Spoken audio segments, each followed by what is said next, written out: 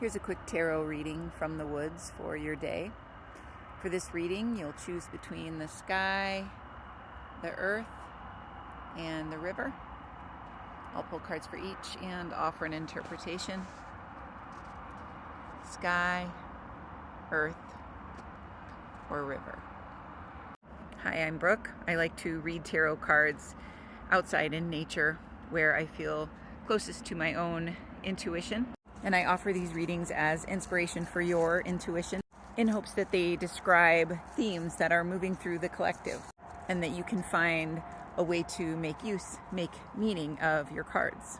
And I always invite you to stay for all three readings and take anything that feels relevant from any of them. I'd love to hear if there are any ideas, themes, or phrases in these readings that really stood out to you. We'll begin with the cards for the sky. At the top, we have the Fool reversed and the Hierophant. So the Hierophant can describe someone who is self-initiated.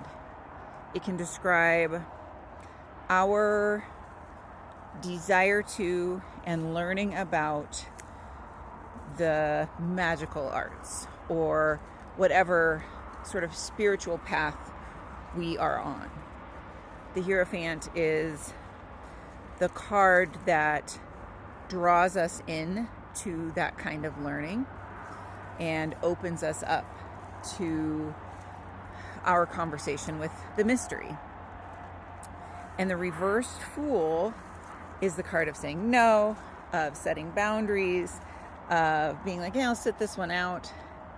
So it's almost like the phone is ringing, like the opportunity, the opening to a new kind of learning or interacting with the mysterious, unknown aspects of our lives. Like it's like the phone is ringing and we're just like watching it ring. We're like, oh, I really think I want to pick that up. So these cards might just be noticing of that sort of where we might be closed off, where we might be choosing not to see something, not to experience something, not to open ourselves up to a certain kind of learning or knowing. And then we can decide if that's true. Is that how we really feel right now? Or might we feel more like opening ourselves up to an experience of wonder and possibility? The cards for the mountains and trees of the earth are the Page of Discs and the Nine of Discs. Oh, these cards feel like an exhortation to get into your body. There's a feeling with these two of like delightful sensory experiences, like very immersive contact with our physical body, our reality, the world around us, the material things that are in our presence. This could look like dancing, Tai Chi, yoga, martial arts. And it could look like, what is it called? The Feldenkrais method, I think is what it's called, or something like that, massage. It could just look like getting down into the earth and like digging your fingers in.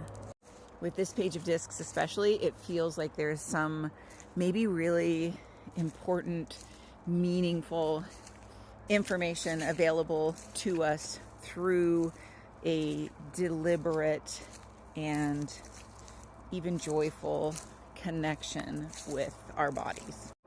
And the cards for the big wide river are at the bottom, Four of Cups and reversed Five of Wands.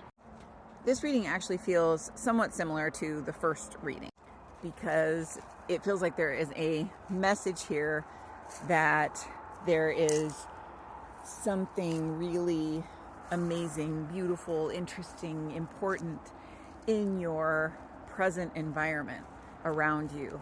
And you are like distracting yourself, not paying attention, not present in that world. The reversed Five of Wands can come up, when it comes upright, it's this card of sort of riches around us that we are able to discern. We're able to like sift out of all of the various experiences that we're having. We're able to like filter them and make meaning of them and find the like important or beautiful moments among all of the moments that we're having. So reversed, it might indicate the absence of that, especially with the Four of Cups, which is a card of feeling bored, feeling directionless or adrift, feeling like we are moving through our lives, the places where we're moving through our lives unconsciously. And it's like the Five of Wands is here knocking, going like, hey, there is something, like for me right now, maybe when I put down my phone and look around, what is the magical thing that I'm not perceiving because I am engaged here instead of here? And so I'm going to go find out.